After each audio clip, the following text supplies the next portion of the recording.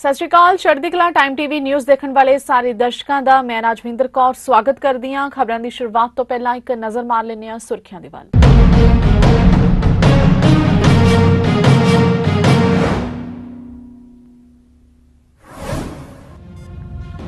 तखत श्री पटना साहब प्रबंधक कमेटी ते ज्ञानी रणजीत सिंह गौहरे मस्कीन विचकार विवाद होया हल। श्री अकाल तख्त साहब के आदेश अनुसार किया गया मसले का हल। पांच प्यारे साहिबान वालों सिरोपाव देके ज्ञानी गौहर सिंह नूं दित्ती गई विदायगी। हिमाचल दे चंबा नेड़े जमीन खिसकन कारण दो पंजाबी नौजवानों की मौत। मुकेरियां ते दीनानगर के रहने वाले सन दोवें मृतक। कुछ लोगों के जख्मी होने की खबर।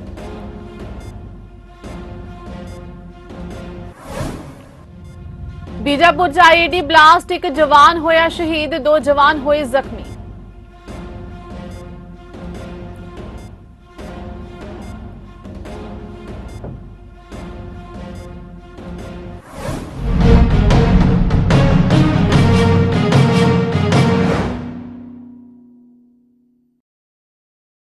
ਅਤੇ ਹੁਣ ਖਬਰਾਂ ਵਿਸਥਾਰ ਦੇ ਨਾਲ। तखत श्री हरमंदर जी पटना साहब प्रबंधक कमेटी के साबका जथेदार ज्ञानी रणजीत सिंह गौहर विचकार पिछले 3 सालों तो चल रहा विवाद बीते दिनी श्री अकाल तख्त साहब तो इस मामले संबंधी 14 जुलाई 2025 ਨੂੰ ਪੰਜ ਸਿੰਘ ਸਾਹਿਬਾਨ ਵੱਲੋਂ ਹੋਈ ਆਦੇਸ਼ ਅਨੁਸਾਰ ਮਿਲ ਬੈਠ ਕੇ ਤੇ ਪੰਥਕ ਇਕਜੁੱਟਤਾ ਦੀ ਭਾਵਨਾ ਨਾਲ ਹੱਲ ਕਰ ਲਿਆ ਗਿਆ।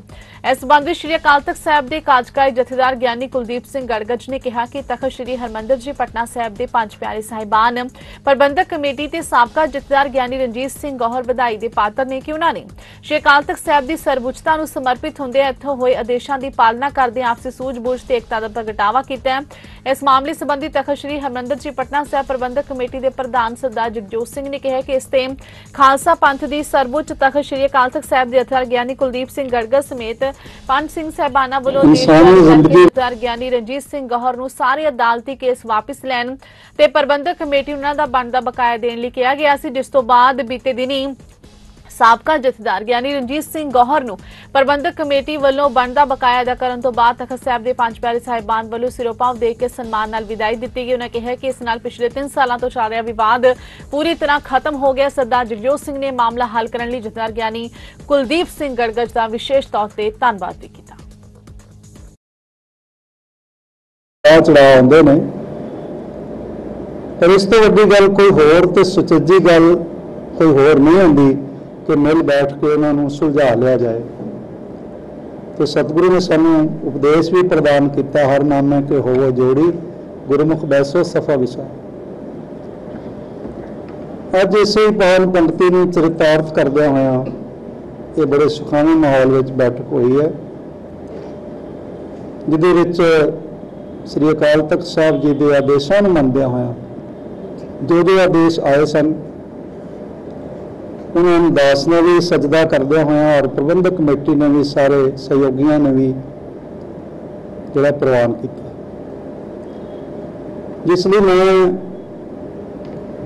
इसलिए सारे प्रबंधक कमेटी ने सारे सिख जगत में इस मसले के सुलझन ते बधाई देना चाहता। और असलीयत ऐसी दुनिया की कोई समस्या नहीं है जिहदी बैठ के जिहदा हल ना कढ़िया जा सकता। हर समस्या का हल होता, हर गलतफहमी का निस्तारण होता। इसलिए बहुत वधिया गल है और इतिहास बनया है। महाराज इसनूं होर ज़्यादा फल प्रदान करन। बड़े सुचजे सुखावे और सुरता वाले माहौल में सारा ये जिहड़ा है श्री अकाल तख्त साहब की अगवाई में ये मामला जिहड़ा इहनूं पूर्ण प्रेम नाल नजिठिया गया। हिमाचल प्रदेश के चंबा जिले के नेड़े मनी महेश तीर्थ यात्रा दौरान जमीन खिसकन कारण दो पंजाबी नौजवानों की मौत हो गई है। जानकारी अनुसार दोवें मृतक नौजवान हुशियारपुर ते गुरदासपुर के रहने वाले सन। इस हादसे में कुछ लोगों के जख्मी होने की भी खबर है।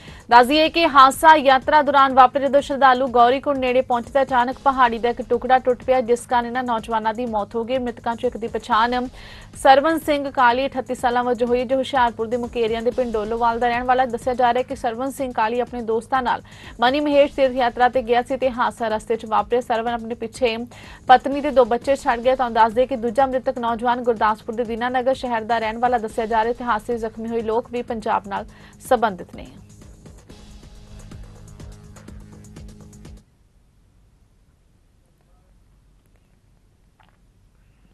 छत्तीसगढ़ ਦੇ ਬੀਜਾਪੁਰ ਚ ਨਕਸਲੀਆਂ ਵੱਲੋਂ ਲਗਾਏ ਗਏ ਆਈਡੀ ਧਮਾਕੇ ਚ ਡੀਆਰਜੀ ਦਾ ਇੱਕ ਜਵਾਨ ਸ਼ਹੀਦ ਹੋ ਗਿਆ ਜਦੋਂ ਕਿ 2 ਜਵਾਨ ਜ਼ਖਮੀ ਹੋ ਗਏ ਨੇ। ਸਵੇਰੇ ਡੀਆਰਜੀ ਟੀਮ ਨਕਸਲ ਵਿਰੋਧੀ ਕਾਰਵਾਈ ਤੇ ਸਰਚ ਆਪਰੇਸ਼ਨ ਲਈ ਨਿਕਲੀ ਸੀ ਤੇ ਇਸੇ ਦੌਰਾਨ ਆਈਡੀ ਧਮਾਕਾ ਹੋਇਆ। ਘਟਨਾ ਭੋਪਾਲ ਪਟਨਮ ਥਾਣਾ ਖੇਤਰ ਦੀ ਹੈ। ਜਾਣਕਾਰੀ ਲਈ ਦੱਸ ਦਈਏ ਕਿ ਡੀਆਰਜੀ ਟੀਮ ਬੀਜਾਪੁਰ ਦੇ ਨੈਸ਼ਨਲ ਪਾਰਕ ਖੇਤਰ ਚ ਨਕਸਲ ਵਿਰੋਧੀ ਕਾਰਵਾਈ ਲਈ ਨਿਕਲੀ ਸੀ। ਸਰਚਿੰਗ ਦੌਰਾਨ ਸਵੇਰ ਨੂੰ ਭੋਪਾਲ ਪਟਨਮ ਖੇਤਰ ਦੇ ਉਲੂਰ ਦੇ ਜੰਗਲ ਚ ਆਈਡੀ ਧਮਾਕਾ ਹੋਇਆ। ਇਸ ਘਟਨਾ ਡੀਆਰਜੀ ਸਿਪਾਹੀ ਦਿਨੇਸ਼ ਨਾਗ ਸ਼ਹੀਦ ਹੋ ਗਏ ਜਦੋਂ ਕਿ 2 ਜਵਾਨ ਜ਼ਖਮੀ ਹੋ ਗਏ ਨੇ। ਜ਼ਖਮੀ ਸੈਨਿਕਾਂ ਦੀ ਖਤਰੇ ਤੋਂ ਬਾਹਰ ਹੈ। ਸ਼ੁਰੂਆਤੀ ਇਲਾਜ ਤੋਂ ਬਾਅਦ ਉਹਨਾਂ ਨੂੰ ਬਿਹਤਰ ਇਲਾਜ ਲਈ ਜਗਦਲਪੁਰ ਰੈਫਰ ਕੀਤਾ ਜਾ ਸਕਦਾ ਹੈ। ਪੁਲਿਸ ਨੇ ਕਿਹਾ ਹੈ ਕਿ ਉਹ ਬਾਅਦ ਵਿੱਚ ਵਿਸਥਾਰ ਵਿੱਚ ਜਾਣਕਾਰੀ ਦੇਣਗੇ।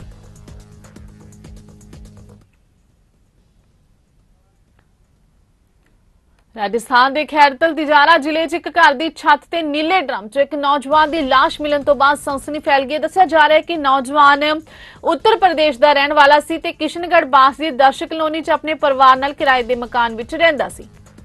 ਇਸ ਸਮੇਂ ਉਸਦੀ ਪਤਨੀ ਤੇ 3 ਬੱਚੇ ਲਾਪਤਾ ਨੇ ਜਿਨ੍ਹਾਂ ਦੀ ਭਾਲ ਕੀਤੀ ਜਾ ਰਹੀ ਹੈ। ਡੀਐਸਪੀ ਰਜਿੰਦਰ ਸਿੰਘ ਨਿਰਵਾਲ ਨੇ ਦੱਸਿਆ ਕਿ ਮ੍ਰਿਤਕ ਦੀ ਪਛਾਣ ਹੰਸਰਾਮ ਉਰਫ ਸੂਰਜ ਵਜੋਂ ਹੋਈ ਹੈ ਜੋ ਕਿ ਉੱਤਰ ਪ੍ਰਦੇਸ਼ ਦੇ ਸ਼ਾਹਜਹਾਂਪੁਰ ਜ਼ਿਲ੍ਹੇ ਦਾ ਰਹਿਣ ਵਾਲਾ ਸੀ। ਹੰਸਰਾਮ ਆਪਣੀ ਪਤਨੀ ਤੇ 3 ਬੱਚਿਆਂ ਨਾਲ ਕਿਸ਼ਨਗੜ੍ਹ ਬਾਸ ਦੀ ਦਰਸ਼ਕ ਕਲੋਨੀ 'ਚ ਰਹਿੰਦਾ ਸੀ। ਗਵਾਂਢੀਆਂ ਵੱਲੋਂ ਬਦਬੂ ਆਉਣ ਦੀ ਸ਼ਿਕਾਇਤ ਕਰਨ ਤੋਂ ਬਾਅਦ ਲਾਸ਼ ਦੀ ਖੋਜ ਹੋਈ ਜਿਸ ਦੇ ਗਲੇ ਤੇ ਤੇਜ਼ਧਾਰ ਹਥਿਆਰ ਨਾਲ ਹਮਲਾ ਕੀਤਾ ਗਿਆ ਸੀ। ਡੀਐਸਪੀ ਨੇ ਅੱਗੇ ਕਿਹਾ ਕਿ ਮ੍ਰਿਤਕ ਸ਼ਰਾਬ ਪੀਣ ਦਾ ਆਦੀ ਸੀ ਤੇ ਅਕਸਰ ਸ਼ਰਾਬ ਪੀਂਦਾ ਰਹਿੰਦਾ ਹੈ।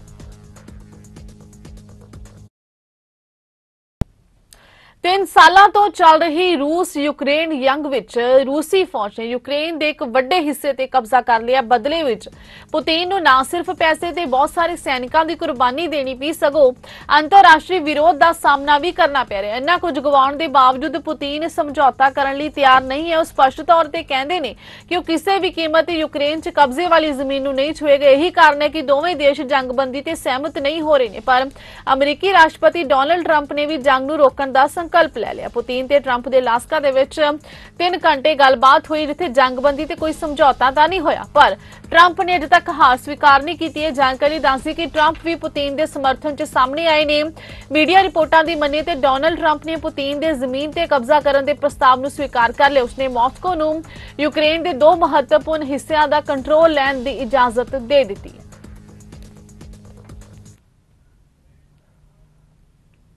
ਪੰਜਾਬ 'ਚ ਅੱਜ ਵੀ ਮੀਂਹ ਲਈ ਯੈਲੋ ਅਲਰਟ ਜਾਰੀ ਕੀਤਾ ਗਿਆ। ਹਿਮਾਚਲ ਨਾਲ ਲੱਗਦੇ 4 ਜ਼ਿਲ੍ਹਿਆਂ ਪਠਾਨਕੋਟ, ਗੁਰਦਾਸਪੁਰ, ਹੁਸ਼ਿਆਰਪੁਰ ਤੇ ਰੂਪਨਗਰ 'ਚ ਭਾਰੀ ਤੇ ਆਮ ਤੋਂ ਵੱਧ ਮੀਂਹ ਪੈਣਾ। ਬਾਕੀ ਜ਼ਿਲ੍ਹਿਆਂ 'ਚ ਹਲਕਾ ਜਾਂ ਆਮ ਵਾਂਗ ਮੀਂਹ ਪਏਗਾ। ਪਹਾੜਾਂ 'ਚ ਪਈ ਮੀਂਹ ਨੇ ਪੰਜਾਬ 'ਚ ਮੁਸ਼ਕਿਲਾਂ ਵਧਾ ਦਿੱਤੀਆਂ ਨੇ। ਜੰਮੂ ਕਸ਼ਮੀਰ 'ਚ ਮੀਂਹ ਤੋਂ ਬਾਅਦ ਰਾਵੀ ਦਰਿਆ ਦੇ ਪਾਣੀ ਦਾ ਪੱਧਰ ਵੱਧ ਗਿਆ। ਪਠਾਨਕੋਟ ਦੀਆਂ ਕਈ ਚੌਂਕੀਆਂ ਤੇ ਸਰਹੱਦੀ ਖੇਤਰ ਪਾਣੀ 'ਚ ਡੁੱਬ ਗਏ ਨੇ। ਪਠਾਨਕੋਟ ਦੇ ਕੁਝ ਪਿੰਡਾਂ 'ਚ ਪਾਣੀ 2 ਤੋਂ 3 ਫੁੱਟ ਵੱਧ ਗਿਆ। ਦੂਜੇ ਪਾਸੇ ਹਿਮਾਚਲ ਪ੍ਰਦੇਸ਼ 'ਚ ਭਾਰੀ ਮੀਂਹ ਦੇ ਕਾਰਨ ਬਿਆਸ ਆਪਣੀ ਭਿਆਨਕ ਰੂਪ ਵਿੱਚ ਹੈ। ਹੁਸ਼ਿਆਰਪੁਰ, ਕਪੂਰਥਲਾ, ਸੁਲਤਾਨਪੁਰ ਲੋਧੀ, ਤਰਨਤਾਰਨ ਹੜ੍ਹਾਂ ਦੀ ਲਪੇਟ ਵਿੱਚ ਨੇ। ਦੂਜੇ ਪਾਸੇ ਸਤਲੁਜ ਕਾਰਨ ਫਾਜ਼ਿਲਕਾ ਦੇ ਵਿੱਚ ਵੀ ਮੁਸ਼ਕਿਲਾਂ ਵੱਧ ਗਈਆਂ ਨੇ। ਤਰਨਤਾਰਨ ਦੇ ਹਰੀਕੇ ਹੈਡ 'ਚ ਪਾਣੀ ਦਾ ਪੱਧਰ ਵਧਣ ਕਾਰਨ ਕਈ ਪਿੰਡ ਹੜ੍ਹਾਂ ਦੀ ਮਾਰ ਹੇਠ ਆ ਗਏ ਨੇ। ਸੁਲਤਾਨਪੁਰ ਲੋਧੀ ਦੇ ਵਿੱਚ ਵੀ ਸਥਿਤੀ ਵਿਗੜ ਰਹੀ ਹੈ ਜਿਸ ਤੋਂ ਬਾਅਦ ਖਾਲਸਾ ਏਡ ਨੇ ਮਦਦ ਦੇ ਲਈ ਜ਼ਿੰਮੇਵਾਰੀ ਸੰਭਾਲ ਲਈ।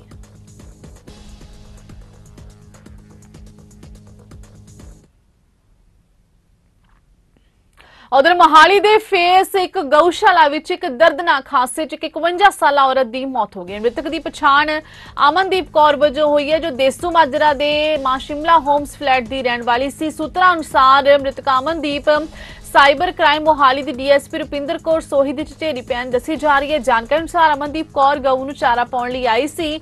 ਇਸੇ ਦੌਰਾਨ ਉਸਨੇ ਪਹਿਲੀ ਟਰੇ ਗਾਂ ਨੂੰ ਖਵਾਈ। ਜਦੋਂ ਉਹ ਦੂਜੀ ਟਰੇ ਲੈ ਕੇ ਜਾ ਰਹੀ ਸੀ ਤਾਂ ਅਚਾਨਕ ਉਸਦਾ ਦੁਪੱਟਾ ਮਸ਼ੀਨ ਦੀ ਮੋਟਰ 'ਚ ਫਸ ਗਿਆ। ਝਟਕੇ ਕਾਰਨ ਉਸਦੀ ਗਰਦਨ ਦੀ ਹੱਡੀ ਟੁੱਟ ਗਈ ਤੇ ਉਸਦੀ ਮੌਕੇ ਤੇ ਹੀ ਮੌਤ ਹੋ ਗਈ। ਹਾਦਸੇ ਤੋਂ ਬਾਅਦ ਮੌਕੇ ਤੇ ਮੌਜੂਦ ਲੋਕਾਂ ਨੇ ਤੁਰੰਤ ਮਸ਼ੀਨ ਬੰਦ ਕੀਤੀ। ਅਮਨਦੀਪ ਕੌਰ ਨੂੰ ਇੰਡਸ ਹਸਪਤਾਲ 'ਚ ਦਾਖਲ ਕਰਾਇਆ ਜਿੱਥੇ ਡਾਕਟਰਾਂ ਨੇ ਜਾਂਚ ਤੋਂ ਬਾਅਦ ਉਸ ਨੂੰ ਮ੍ਰਿਤਕ ਐਲਾਨ ਦਿੱਤਾ ਹੈ। ਹਾਦਸੇ ਤੋਂ ਬਾਅਦ ਪੁਲਿਸ ਵੀ ਮੌਕੇ ਤੇ ਪਹੁੰਚ ਗਈ ਤੇ ਲਾਸ਼ ਨੂੰ ਸਿਵਲ ਹਸਪਤਾਲ ਫੇਸ 6 ਦੇ ਮੁਰਦਾ ਘਰ ਵਿੱਚ ਰਖਵਾ ਦਿੱਤਾ ਗਿਆ।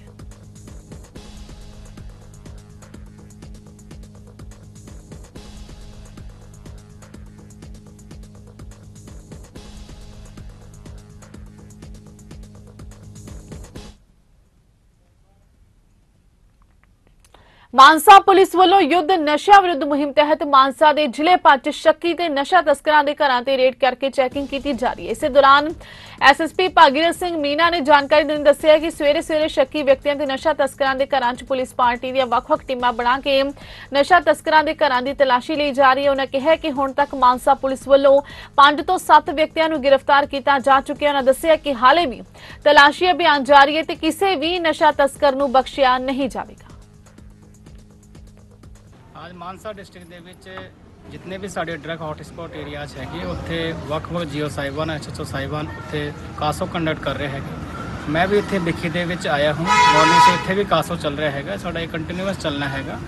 ਇਹਦੇ ਵਿੱਚ ਹੁਣ ਤੱਕ ਮੈਂ ਬਿੱਖੀ में जो रिपोर्ट लिए ਹੁਣ तक 5 सस्पिशियस बंदे ਅਸੀਂ राउंड अप ਕੀਤੇ ਹੈਗੇ। डिटेल वेरीफाई करके जो लीगल एक्शन ਹੈਗਾ उनके खिलाफ ਕੀਤਾ ਜਾਏਗਾ।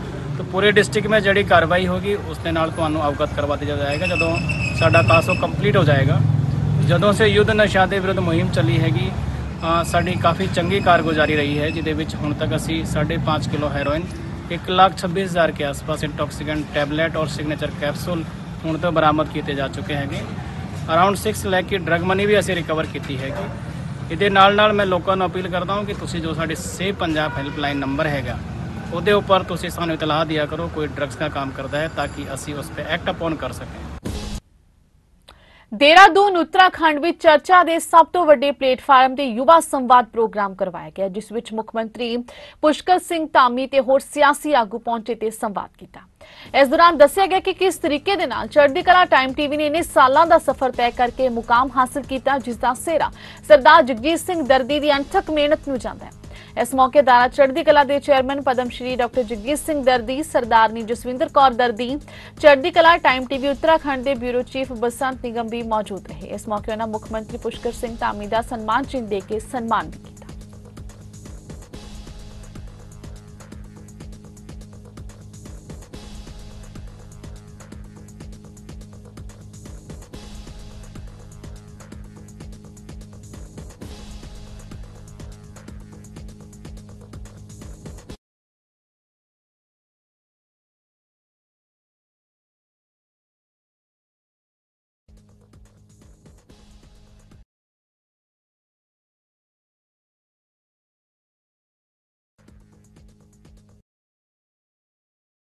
चैनल से जोड़ने का काम लंबे समय से करते आए हैं। जब हम विद्यार्थी छात्र राजनीति में थे, युवा राजनीति में थे, उस समय से।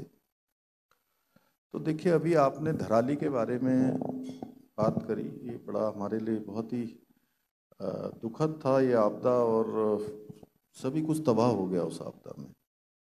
और अब आपदाएं हमारे लिए हमारे जीवन का बहुत अभिन्न हिस्सा बन चुकी है उत्तराखंड में। इस साल धराली की आपदा, पिछले साल केदारनाथ की आपदा, और साथ में घनसाली क्षेत्र, गुत्तू क्षेत्र, सारे क्षेत्रों में, और उधर धारचूला एलधारा से लेकर इस बार मुनस्यारी में आपदा, पौड़ी जनपद के सैजी गांव के आसपास, जो पैठानी के आसपास भरसार से आगे का क्षेत्र है, उस फिर पूरे क्षेत्र में ये आपदा भूस्खलन के रूप में, बादल फटना, एवलॉन्च आना, अभी माणा में इसी वर्ष हम लोगों ने जो है फरवरी माह में बड़ी आपदा का सामना किया। तो आपदाओं का एक बड़ा वो हो गया है, और मैं ऐसा मानता हूं कि आपदा के समय में आपदा को रोका नहीं जा सकता है। आपदा प्राकृतिक है, लेकिन आपदा के बाद यथासंभव जो भी हो, क्विक रिस्पॉन्स, त्वरित गति से लोगों के बीच में राहत का काम करना, उनके बीच में खड़ा होना। और मैंने भी वही किया, जैसा आपने कहा कि मैं उस दिन तिरुपति में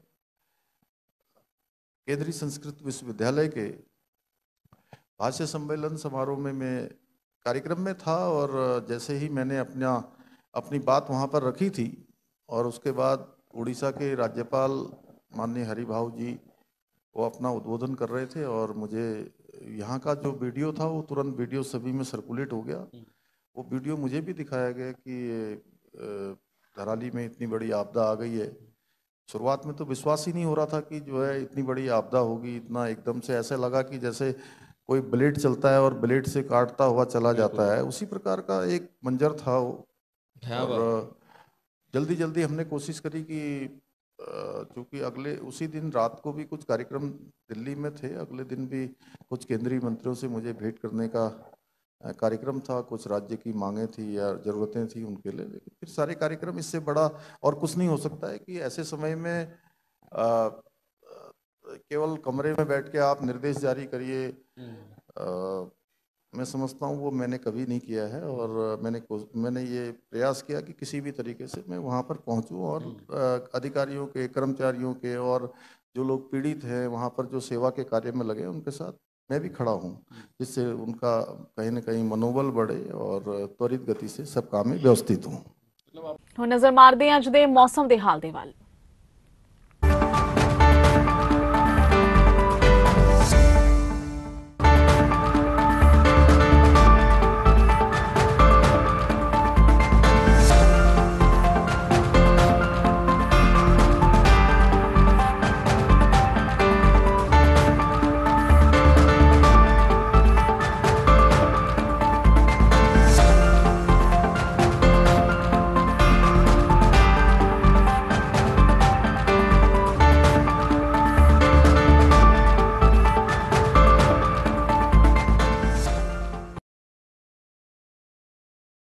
इस दे नाल ही खबरां दा सिलसिला इत्थे समाप्त हुंदा है। नवीआं ते ताज़ा खबरां दे नाल फिर हाजिर होवांगे। तद तक ਲਈ दिओ इजाजत। धन्यवाद।